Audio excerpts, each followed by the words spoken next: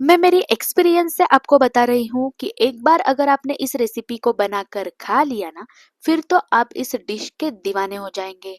तो हेलो दोस्तों, आज मैं जो रेसिपी आपके साथ शेयर करने जा रही हूँ वो है मिंट पुलाव की रेसिपी, जो कि एकदम ही टेस्टी बढ़िया सी बनकर तैयार होती है। जब मैं इस पुलाव को बनाने के बारे में सोच रही थी ना, तो मुझे ऐसा लगा कि जो पुदीना का फ्लेवर है वो हल्का सा स्ट्रांग होता है, तो ये जो पुलाव है वो इतना बढ़िया नहीं बनेगा।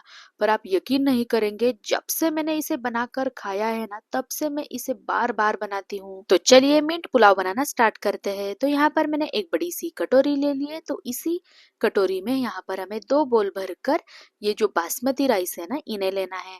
तो यहाँ पर मैंने बासमती राइस का इस्तेमाल किया है। आप चाहे तो आपके घर में जो भी चावल अवेलेबल है ना, उससे आप ये मिंट पुलाव बनाकर तैयार कर सकते हैं। यहाँ पर मैंने टोटल 250 ग्राम्स इतना चावल ले लिया है। तो आप आपके हिसाब से जो चावल की क्वांटिटी है वो कम ज्यादा कर सकते हैं। तो यहाँ पर हमें चावलों में पानी ऐड करते हुए चावलों को 1 से 2 बार पानी बदल बदल कर इसे अच्छे से धो लेना है।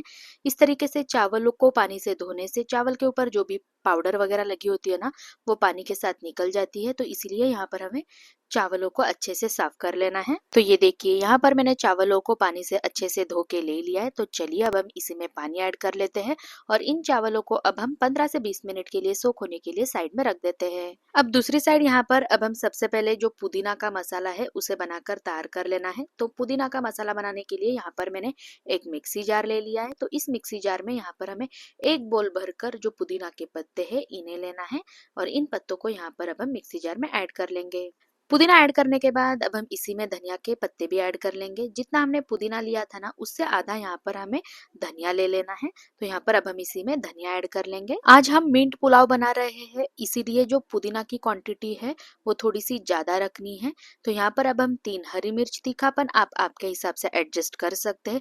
इसी के साथ 1 इंच अदरक और 10 से 12 लहसुन की कलियां इसमें ऐड कर लेंगे। सारे इंग्रेडिएंट ऐड करने के बाद अब हम इसी में 3 काली मिर्च, 3 लौंग और 2 दालचीनी के छोटे पीसेस भी यहाँ पर अब हम इसमें ऐड कर लेंगे और इसी में थोड़ा सा पानी ऐड करते हुए इसे ढक कर इसे एकदम बारीक पीस लेंगे। तो ये देखिए, बस कुछ ही मिनटों में यहाँ पर मैंने इसे एकदम बारीक पीस लिया है। ध्यान रखिए, यहाँ पर हमें इस मसाला को बिल्कुल भी दरदरा नहीं पीसना है। जितना बारीक आप इसे पीस सकते हैं ना, उतना बारीक यहाँ पर हमें इस मसाले को पीस लेना है। मिंट का जो मसाला है वो तो बनकर तैयार हो चुका है। तो चलिए अब हम जो पुलाव है उसे बनाना स्टार्ट करते हैं। पुलाव बनाने के लिए यहाँ पर मैंने कुकर को पहले से ही गैस पर चढ़ा लिया है।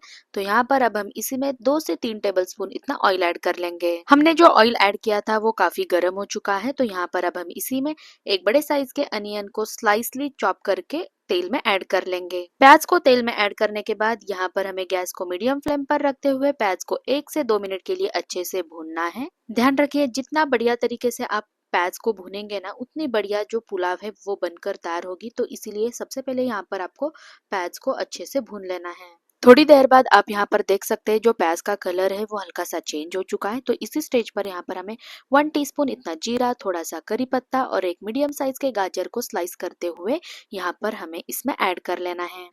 गाजर ऐड करने के बाद फिर से हमें इसे 1 से 2 मिनट के लिए गैस को मीडियम फ्लेम पर रखते हुए इसे अच्छे से भूनना है। जो गाजर है वो हल्का सा हार्ड होता है, इसीलिए यहाँ पर आपको प्याज को भूनने के बाद गाजर को भी अच्छे से भून लेना है।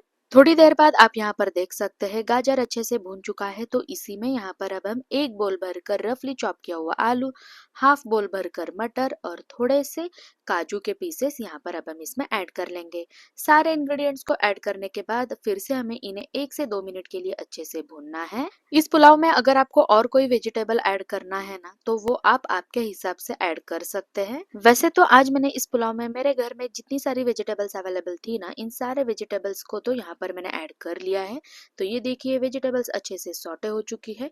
तो चलिए अब हम इसी में हमने जो पुदीना का मसाला बनाकर रखा था ना, इस मसाला को अब हम इन वेजिटेबल्स में ऐड कर लेंगे। तो यहाँ पर मैंने सारे पुदीना के मसाले को वेजिटेबल्स में ऐड कर लिया है। तो चलिए अब हम इस मसाले को एक बार सारे वेजिटेबल्स के साथ अच्छे से मिला लेते हैं। वेजिटेबल्स को मसाले के साथ अच्छे से मिक्स करने के बाद यहाँ पर हमें इसे 2 मिनट के लिए पकने देना है। 2 मिनट बाद आप यहाँ पर देख सकते हैं जो पुदीना का मसाला है वो सारे वेजिटेबल्स के साथ अच्छे से मिक्स होके कुक होकर तैयार हो चुका है। तो चलिए अब हम इसी में हमने जो सोख होने के लिए चावल रखे थे ना, इन सारे चावलों को यहाँ पर हमें इस मसाले में ऐड कर लेना है।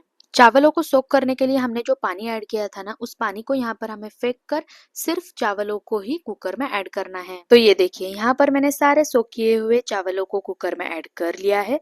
तो सबसे पहले यहाँ पर हमें चावलों को सारे वेजिटेबल्स के साथ अच्छे से मिला लेना है।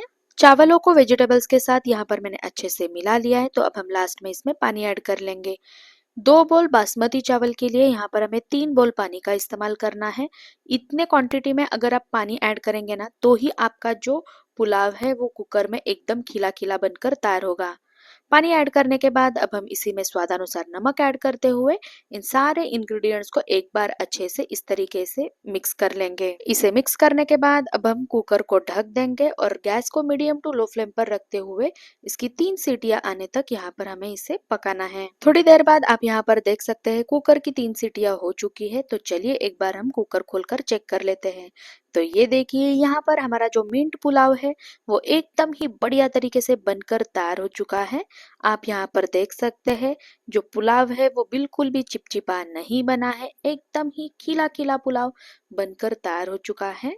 यहाँ पर मैं आपको एक बार दिखा देती हूँ। पुलाव खाने का जो असली मजा है ना, वो अगर पुलाव खिला खिला बना हो ना तो ही आता है।